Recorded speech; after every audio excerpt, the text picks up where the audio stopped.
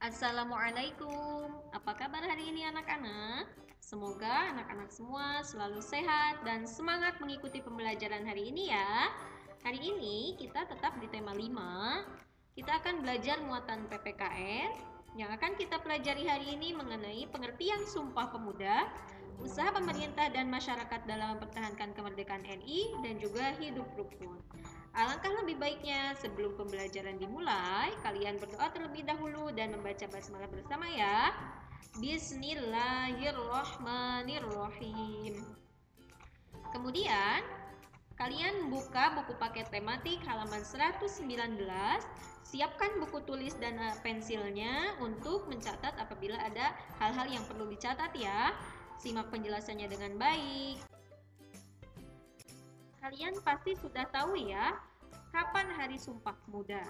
Sumpah Pemuda biasanya dilaksanakan pada tanggal 28 Oktober di setiap tahunnya. Nah, lalu apa itu Sumpah Pemuda? Sumpah Pemuda adalah peristiwa penting yang mampu membakar semangat pemuda-pemudi Indonesia serta memperkuat persatuan dan kesatuan bangsa dalam mewujudkan kemerdekaan Indonesia. Nah, dulu pada awalnya organisasi-organisasi pemuda itu adalah bersifatnya kedaerahan ya, sehingga tidak bisa menyatukan pemuda-pemuda dari seluruh Indonesia. Dengan mengenai latar belakang terjadinya Sumpah Pemuda. Yang pertama, penderitaan penduduk akibat penjajahan. Jadi adanya Sumpah Pemuda ini karena melihat penduduk Indonesia yang masih dalam masa penjajahan pada waktu itu.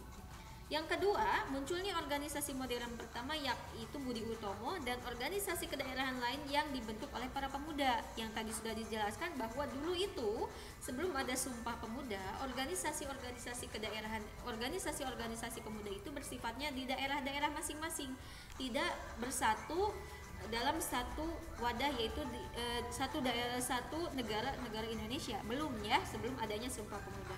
Sehingga para pemuda itu merasa kita itu perlu untuk bersatu dalam satu naungan Indonesia untuk merebut kemerdekaan Indonesia, untuk menghilangkan atau membebaskan penduduk Indonesia dari penjajahan.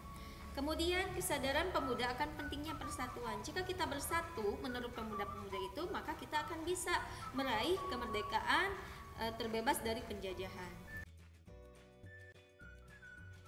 Proses terjadinya Sumpah Pemuda itu yang pertama pada tanggal 30 April sampai 2 Mei 1926 itu diselenggarakan Kongres Pemuda 1 yang mana diselenggarakan di Jakarta. Kongres Pemuda ini diwakili oleh para pemuda yang berasal dari daerah masing-masing, yang mana tujuannya adalah menanamkan semangat kerjasama antar perkumpulan pemuda. Namun usaha untuk menggalang persatuan dan kesatuan dalam Kongres Pemuda 1 ini belum dapat terwujud. Hal ini disebabkan karena rasa kedaerahan para pemuda itu yang masih kuat dalam hati mereka. Kemudian, tanggal 27 sampai 28 Oktober 1928, Kongres Pemuda 2 digelar. Masih tetap digelarnya di Jakarta. Kongres Pemuda ini memiliki maksud dan tujuan yang diantaranya yang pertama melahirkan cita-cita perkumpulan pemuda Indonesia. Jadi pengennya para pemuda Indonesia itu tidak di daerah-daerah tapi berkumpul dalam satu naungan yaitu Indonesia ya, perkumpulan pemuda Indonesia. Kemudian yang kedua membicarakan masalah pergerakan pemuda Indonesia. Mau bergerak kemana nih pemuda Indonesia ini dalam membantu pemerintah Indonesia membebaskan dirinya dari penjajahan. Kemudian yang ketiga, memperkuat perasaan kebangsaan dan memperteguh persatuan Indonesia supaya Indonesia itu bersatu ya. Dari Kongres Pemuda 2 ini ya menghasilkan sebuah keputusan atau beberapa keputusan. Yang pertama, menerima lagu Indonesia Raya ciptaan W.R. Supratman sebagai lagu kebangsaan Indonesia. Kemudian yang kedua, menerima Sangsaka Merah Putih sebagai bendera Indonesia. Yang ketiga, semua organisasi pemuda dilebur menjadi satu dengan nama Indonesia Muda, ya.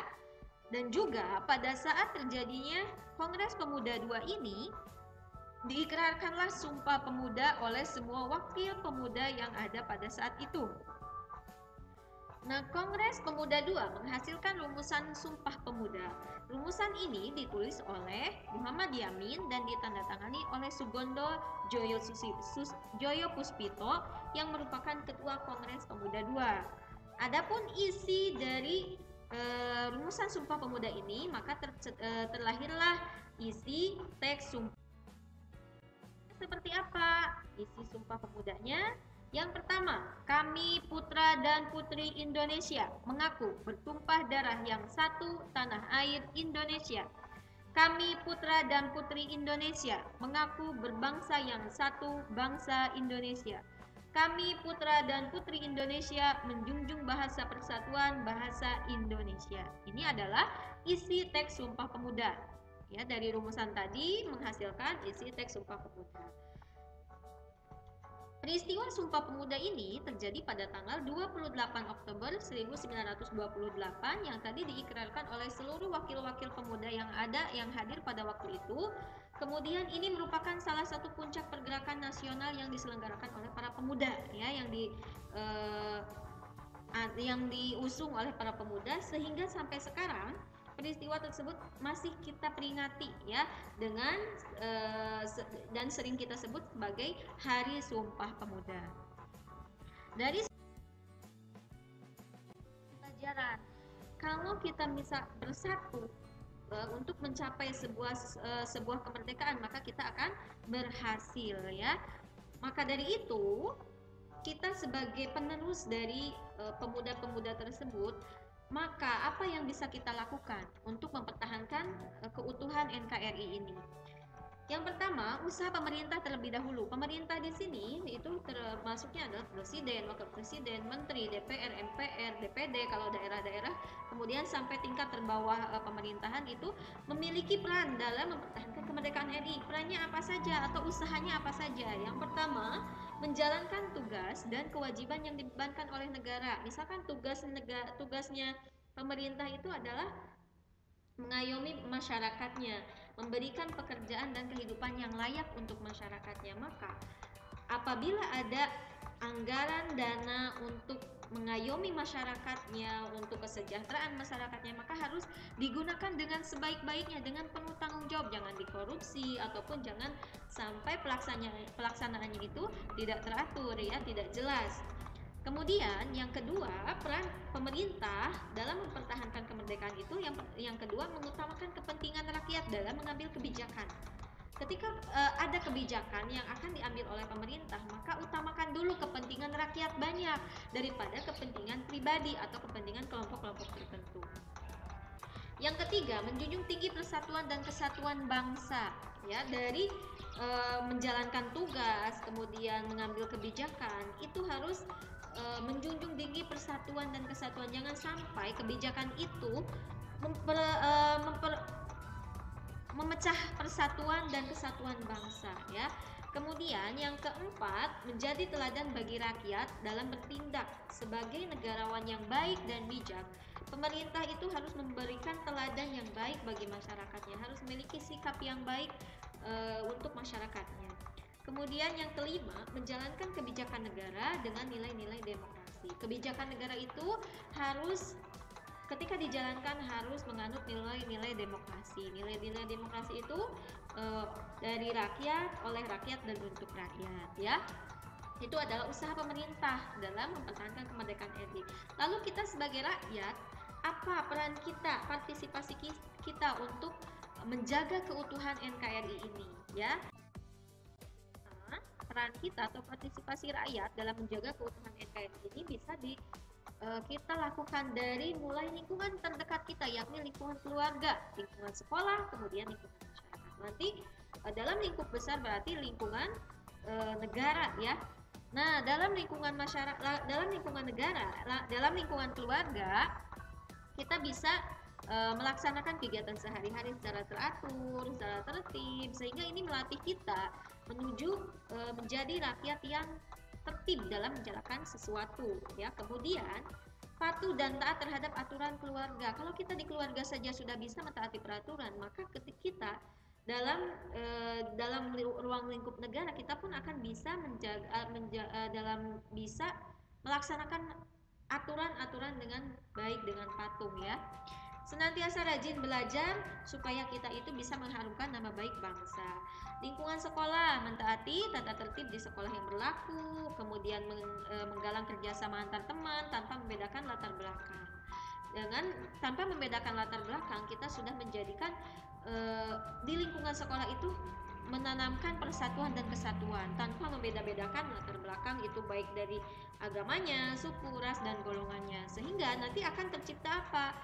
Hidup rukun dengan anggota atau warga sekolah ya, sehingga nanti dalam ruang lingkup yang besar maka akan menjaga keutuhan NKRI tanpa adanya ancaman dan juga tanpa adanya perpecahan.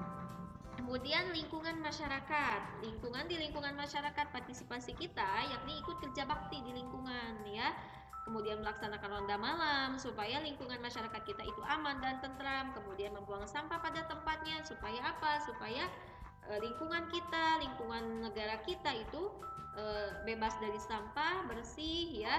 Kemudian hidup rukun dengan tetangga supaya hidup kita itu aman. Kemudian terjalin persaudaraan, tali persaudaraan yang erat ya, sehingga terciptalah keutuhan NKRI. Jika kita sudah memiliki peran partisipasi kita untuk menjaga keutuhan NKRI, maka kita akan tercipta apa? Hidup rukun, yakni banyak dibahas nih dari kelas 1 ya, sudah banyak dibahas. Hidup rukun adalah hidup saling menghormati dan saling menyayangi antar sesama. Tidak bisa dipungkiri bahwa dalam kehidupan sehari-hari di lingkungan keluarga, di lingkungan sekolah, kemudian di lingkungan masyarakat pasti ada perbedaan ya, perbedaan agama, perbedaan suku, kemudian perbedaan ras, itu pasti ada. Namun itu semua jangan dijadikan sebagai bahan untuk perpecahan, tapi kita harus saling menyayangi, kemudian saling mengasihi sehingga tercipta hidup rukun. Manfaat hidup rukun dalam keluarga dan juga masyarakat, yang pertama menghasilkan komunikasi yang baik, tidak ada percekcokan antara anggota keluarga, antara anggota masyarakat ya. Kemudian menjadikan hidup itu lebih harmonis, mempererat tali persaudaraan ya, antara sesama keluarga atau antara sesama tetangga itu serasa seperti saudara ya. Kemudian membuat keadaan menjadi lebih aman, memperkokoh persatuan dan kesatuan, dan juga memiliki banyak. Itu adalah manfaat dari hidup rukun.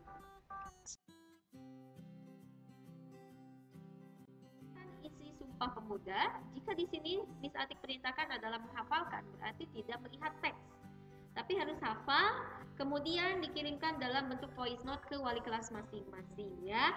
Jika ada yang belum bisa dipahami dari materi hari ini, kalian bisa menanyakan ke wali kelas masing-masing. Terima kasih atas perhatiannya. Wassalamualaikum warahmatullahi wabarakatuh.